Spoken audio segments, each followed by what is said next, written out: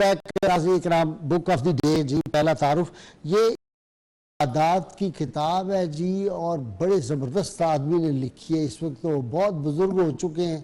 ہم جب نوجوان تھے تو اس زمانے میں ان کا بڑا شہرہ تھا پاکستان میں. قاری محمد عطاء اللہ، علامہ قاری محمد عطاء اللہ، یہ نیو جرسی امریکہ میں جو خطیب تھے، بڑی مسجد کے خطیب ہیں، بلکہ بہت بزرگ ہو چکے اب. تو یہ ان کی کتاب ہے، اور کتاب کا کمال یہ ہے اسلامی عبادات.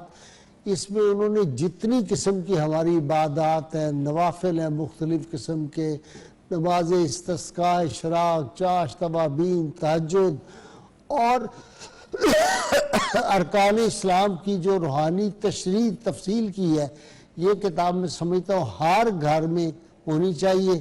اور اس کو صبح نور پبلیکیشنز اردو بازار نے شائع کیا ہے. یہ ضرور مطالعہ میں رکھیں ہماری بہنیں بھائی صاحب.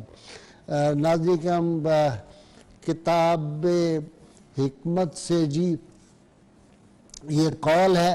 سید علی مرتضیٰ شیر خدا فرماتے ہیں، دنیا کی مثال سانپ کی سی ہے جو چھونے میں نرم معلوم ہوتا ہے مگر اس کے اندر زہر ہلاہل بھرا ہوتا ہے. فریب خوردہ جاہل اس کی طرف کھینچتا ہے اور ہوش مند و دانا اس سے بچ کر رہتا ہے. کتاب الشفا کبیر سے نسخہ ہے جی، دنیا و آخرت کی آزمائشوں سے بچنے کا. سید ابو ہریرہ رضی اللہ تعالیٰ راوی ہیں.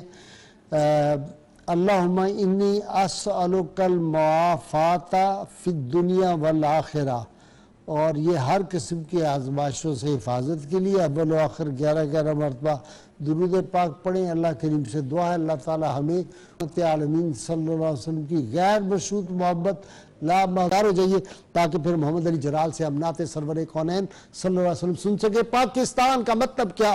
لا الہ الا اللہ محمد رسول اللہ. جی جلال.